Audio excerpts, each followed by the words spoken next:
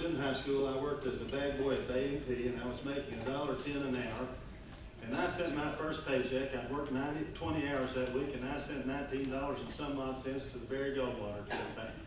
Well, I can tell you that we go ahead.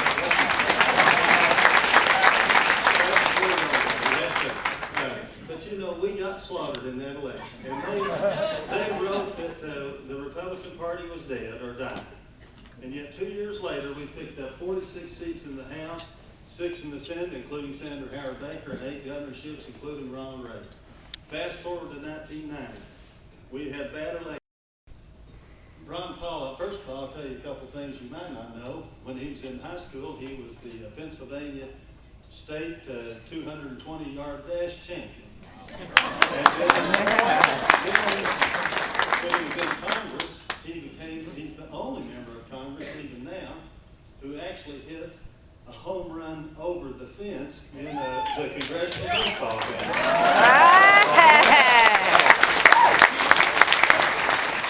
He's a pretty good athlete. But Dr. Paul went to Gettysburg College. He was raised in Pennsylvania. His family had a small dairy. He then went to Duke Medical School, moved to Texas, started a first of all, he was a flight surgeon in the Air Force for 5 years. Very patriotic man, Dr. Paul. Then he set up a medical practice in Texas and was very successful. He served in Congress starting in the late 70s and early 80s and served for 6 years, and then he went back to Texas for a while. And then in 1996, he was elected to Congress again, and I had the privilege of serving for 16 years with Dr. Paul. And during that time, I'm proud to say that I don't believe there's any 2 members of Congress who voted more alike than Dr. Ron Paul and I.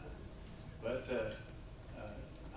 the thing that impressed me the most about this man, even people on the other side of the aisle, or even some Republicans, who didn't necessarily agree with Ron Paul on everything, they had the greatest respect for this man because they knew he had the highest integrity, that he was honest, that he was sincere, that he was courageous, that if he thought that something violated the Constitution, if he was the only member of Congress who was opposed to it, he opposed it with all his might. This is it.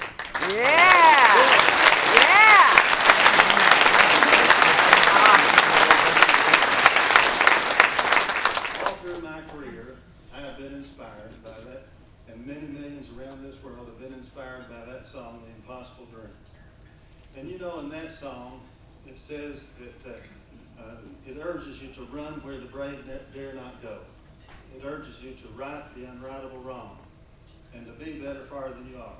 And that song ends by saying, and the world will be better for this, that one man scorned and covered with scars still strove with his last ounce of courage to reach that unreachable star. That song, to me, epitomizes Dr. Ron Paul. He has spent his life trying to right the unrightable wrongs and to make this world a better place. And through those years, he has been scorned and he has been criticized by all the national media outlets. But I can tell you, this world would be a much better place today if we had more people like Ron Paul.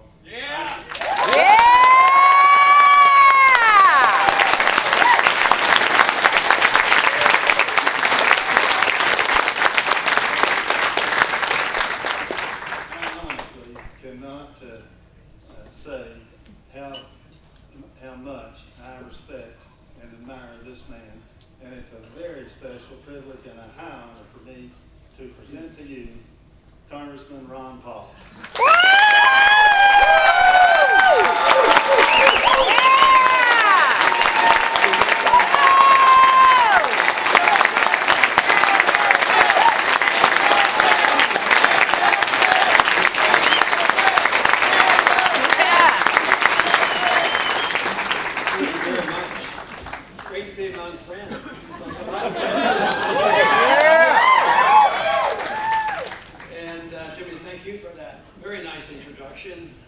Overly done, of course.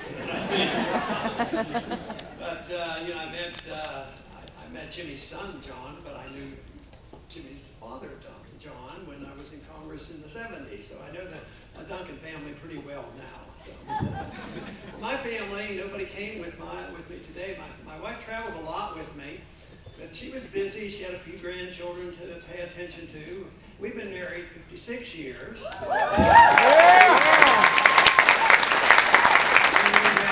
we have 19 grandchildren, a few things like that. So, yes, I deal in politics, but I know where the real values are, and it's in family. But it's a delight to be here because, you know, you actually get applause. In Washington, I only had one person that would ever come to speech, and it was Jerry Duncan. He's the only one who showed up. He actually did listen to it. I said, Jerry, why do you listen to this stuff? He says, well, I want to hear what he's saying. Yeah, but you've heard it all before. But we have been good friends, and lately I've been pretty busy. You know, everybody say, oh, you're retired, and a few of my supporters, don't ever let them say that. You're busy, you're doing this, but I said, well, just say I'm retired from Congress. But I do travel a lot. I've been on a speaking tour. I'm still delighted to be invited to college campuses, because I think that's where the action is. You know, the other day I was kidding, you know, in the campaign, we did rather well, and we scored very high in that younger generation. So kiddingly, out of the crowd, I was saying to the group, it must have been a college crowd, because I wouldn't say this at any crowd. I said, you know, what I'd like to do is change the rules. Let's have only voting for those under 30. Maybe we would win the election. Somebody came up to me after, he was rather annoyed. He said, I'm 32 and I've been canceled out. But very often though I'll bring that up because I do emphasize, I think it's so important about a younger generation. If you're truly going to change a country, they have to be with it. But I'll look out and I'll see half of them young people and half a little bit older, and I'll say, well, then I have to cover myself. And I will add that, you know, if you're not young and in college, you have to be young in spirit if you want to participate in the revolutionary changes that have to come from this country, because it's ideological that we have to have. So people have to be willing to change. If we're old in our ways and just are locked in, and we've done it this way for 30 years, the Republican Party was established by certain individuals 20, 30, or 40 years ago. We never change our way, and we just drift and act more like Democrats. Nothing will happen. That is why we have to be willing to look at this ideologically and change people's minds, and then we can change our country. But you know, we're in a pretty big mess. There's no doubt about it. I actually got involved in politics in the early 70s. When Nixon made this announcement about getting off the gold standard, he put on a huge import tariff. He put in wage and price controls. And then he said, he announced to the world, we're all Keynesians now, which meant that we all believed in this liberal Keynesian economic policy. And boy, I thought, this is horrible. This is going to lead to, you know, a lot of trouble. But the point of his statement was that Democrats generally are accused of being liberal on economic policy, and they're Keynesians, not free market people. And he said, we're all Keynesians now, which meant the country had changed. Not the Democratic Party and the Republican Party, but the whole country. And this came about because it was taught in our schools. We were taught, I was taught, many of us in this room were taught, only interventionist economics. You know, there you have to have a Federal Reserve. I happen to have come to the conclusion, I don't even think we need a Federal Reserve at all.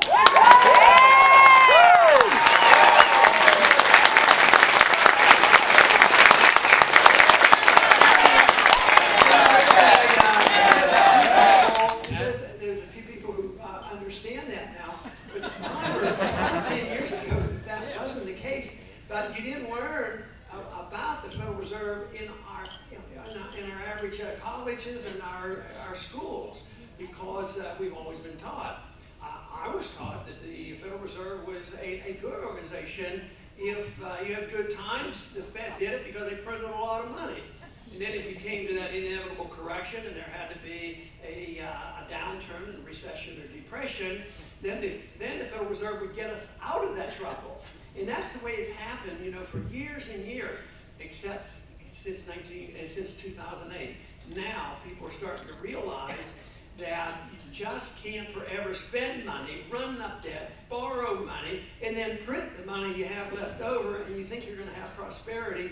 So people are being much more analytical now about it. Just since 2008, they have quadrupled the money supply. If you measure your Federal Reserve credit, it went from $800 billion to over $3.2 trillion.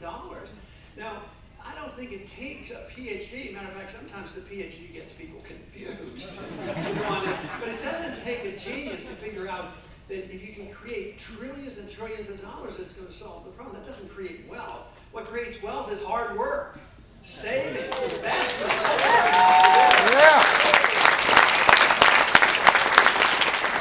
But, in true free markets, you have to work hard, and what you don't consume, you save, and that becomes capital. But for many decades now, we weren't, and we still aren't very good savers in this country. It turns out that the Chinese are savers right now, and they have capital. But we don't save. So where does the money come from if people don't save? Well, they've resorted to going to the Federal Reserve, and they call it capital. Where does a bank get capital? Well, they go to the Federal Reserve. That's a total fallacy. And the most amazing thing about it is that it's still lasting a while. It's still going on. But when you think about the problems around the world, whether it's Greece or Spain or Italy or Cyprus, things are worse over there. So they're willing to still take our dollars. So this is all temporary, and I think we're going to face a major crisis. But for me, the solution is not going to come by electing 2 or 5 or 10 more members of Congress. Of course, that's always very important, because the louder our voice is in Congress, the better off we will be. But it won't change until the people decide what kind of government they want, what the role of government ought to be. Right. And that's what the founders talked about. What should the role of government be? And they decided that the government shouldn't have the power of the king to do the things that he was doing, and the taxation and fighting the wars and invading our houses and all these things. But they decided that the purpose of the government was to protect freedom, not undermine freedom. And we did pretty well until in this last century, last 100 years, it's been pretty much downhill. Civil liberty's been undermined, the economic system has been eroded, and unfortunately, we have gone astray on foreign policy. We have spent so much money. If we're ever to turn this around, the people have to decide what kind of government they want. Because the government that people want, they usually end up getting it. And that would mean we would have to change our economic policy, change our attitude about the Federal Reserve. Not only should we get rid of the Federal Reserve, I think in a truly free society like the founders believe, I don't even think we should have an income tax if we had the proper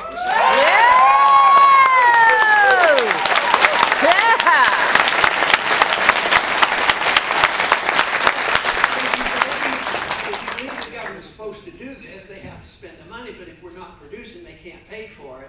So it's spending, borrowing, printing until it finally ends, and history shows it always ends badly.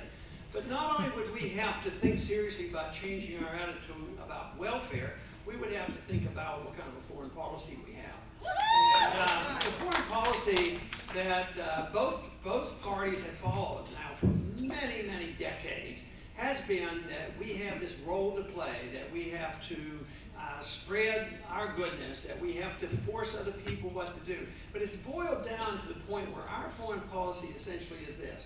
We go around throwing our weight around. We go into a country, and we tell them what they will do. If they don't do it, if they do it, we give them a lot of money. We put them on, they get all the foreign aid. If they don't do what we tell them, then we bomb their country or we try to get rid of their dictator. And the world knows about this. And this whole policy has been such a failure. If you look at what's happening in the Middle East, now Jimmy Duncan was a very thoughtful person 10 years ago, and he deserves a lot of credit because there wasn't much support for him. Because he knew that war was not a good war and going against the right people. Yeah.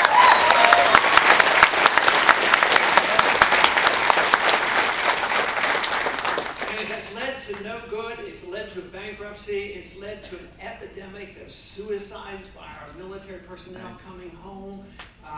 The treatment has not been there for them. We're losing more military personnel from suicide than we are from battle right now. I know. And that is a consequence of the deeply flawed policy that we have. Now, when that argument was going on 10 years ago about going to war or not going to war, there was a couple arguments. One was this issue of how's this country supposed to go to war? That was a major issue for the founders when they wrote the Constitution. The king was not to be able to take them to war, and our executive branch was our president. And they said explicitly the president can't go to war. Only Congress, through the support from the people, can declare the war. Just think how different things would have been since World War II if we had not fought any of those wars unless the war had been declared. Then we would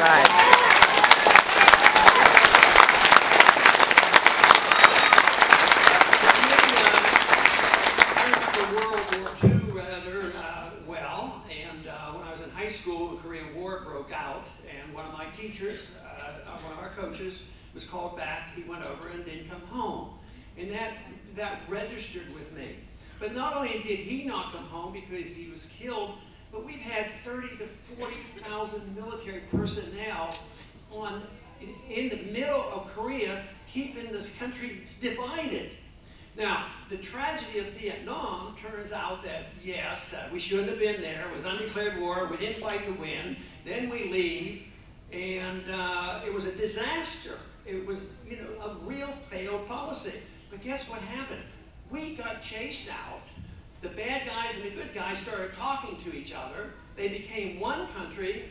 What we could not achieve in war was achieved in peace. The people came together. They became westernized. They became more capitalistic. We trade with them. We travel there, in contrast to Korea. I mean, North Korea is divided. It's separated by our troops, and we didn't allow this. I believe very sincerely that the country would be unified if we just stay out of these places. Think of the divisiveness.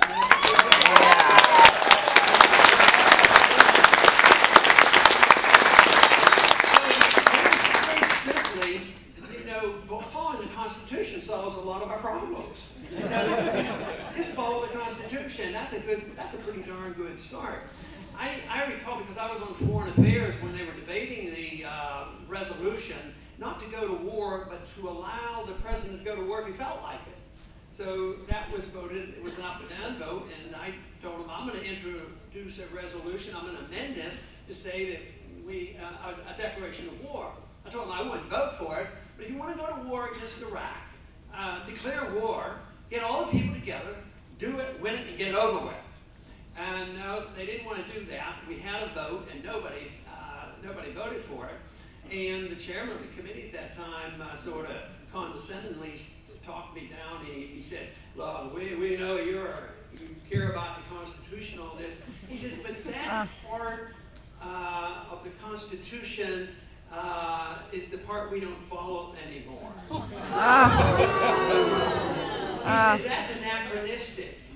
So he announced, he's the chairman of the committee, that certain portions are anachronistic, we don't need to follow it. But isn't that what we do on a daily basis in Washington? I mean, the whole system is based on bending and not following the rules.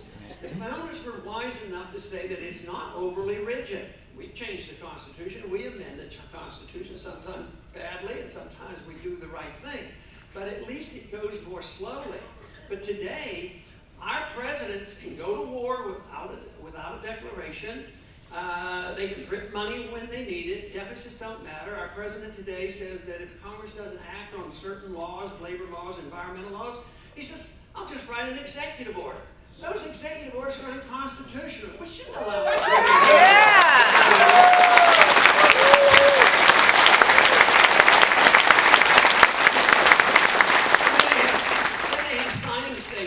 say that, well, I'm going to follow this half, but not the other half.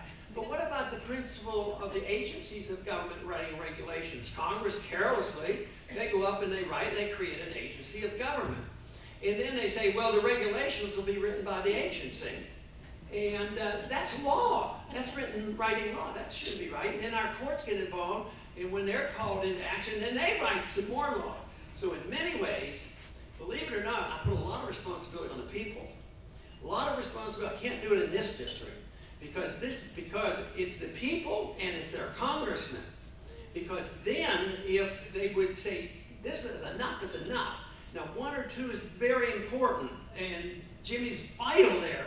But the whole problem is, most people don't care. Most people don't care about delivering the prerogatives of the Congress to the executive branch or to the courts. One of the reasons why they said let the president go to war on his own was, well, if it goes badly, he'll be blamed. Well, that's not the way it was supposed to be. I mean, the Constitution is supposed to be the rule of law. So this is the reason it's vital for us as a people to decide what the role of government ought to be. And we had the most unique system ever, and the role of government was to be very minimal. And now we're in a real pickle. Even though on the surface there's still a lot of wealth out there, it looks like we're doing okay. But the wealth that you see is basically it's basically based on debt. But the principle of welfareism is the one that has to be attacked, but not in the sense that, oh, okay, that means take everybody off food stamps and make sure poor people don't get,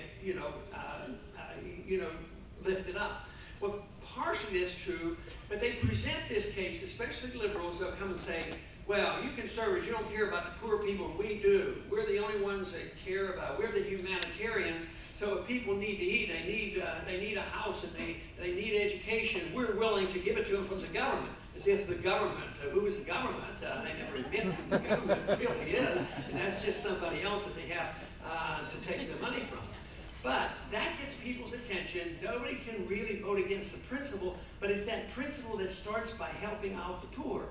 But then, when the system gets out of control because that principle of redistributing wealth turns into a real game, and it turns out that the people who really get the welfare are the super rich.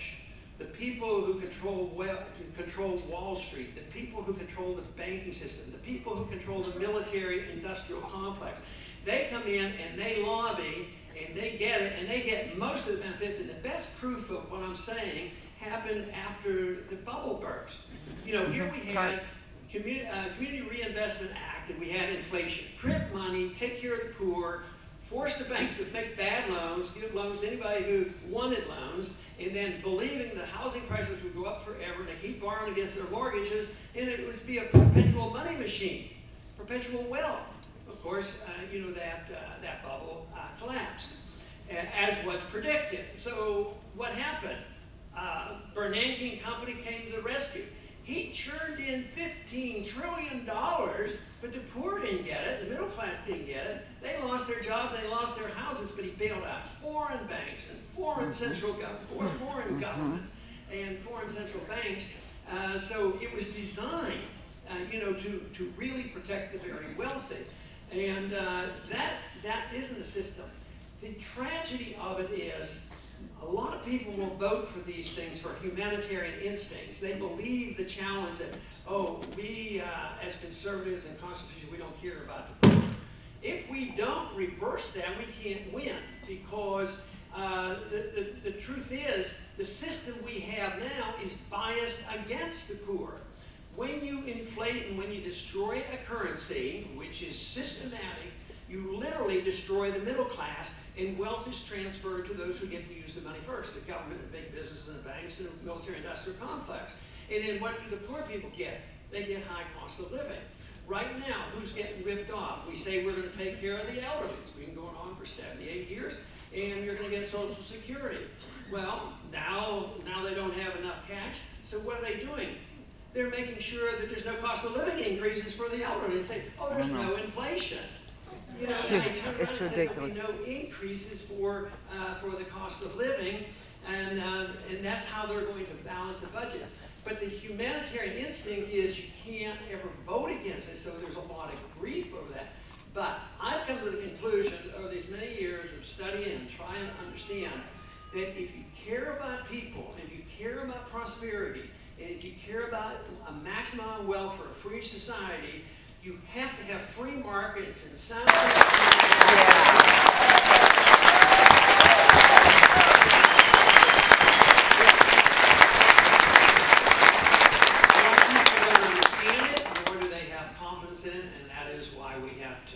Make this effort. That is why a whole generation of people have to understand this. We all have to understand it, because you have to give cover to your representatives. If they understand it and they don't vote for the bailouts, then of course, they can get in trouble. And their words. So people have to know, what's going on.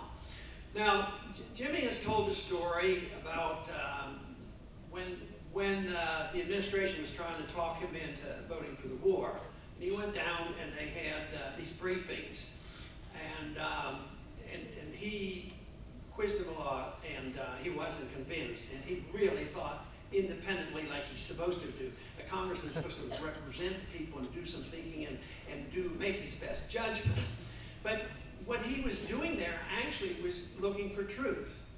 And he came to a conclusion, obviously, because if he believed everything they told him, he couldn't possibly have voted against it. So we have a truth problem in this country. The bigger big government, the more authoritarian a government is, the more lies they tell us. They tell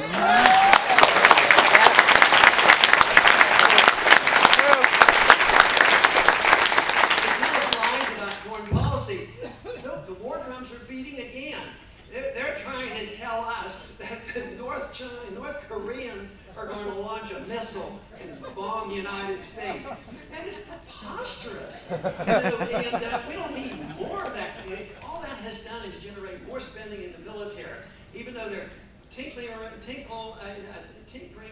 with the military budget. Right now, the military-industrial complex is going to get a lot more money because the North Koreans are coming. And it's just foolish. And that's why we have to look for the truth. In the early years, I would go to some of these briefings where national security experts, CIA experts, would come in, and we have top secret clearance to go and get the scoop. And I went there a couple times, and I thought, this is nothing more than propaganda. They're not telling me the truth. And besides, I wouldn't go back because I could read about it in the paper the next day anyway. And then I didn't have to worry about ever saying anything that they told me.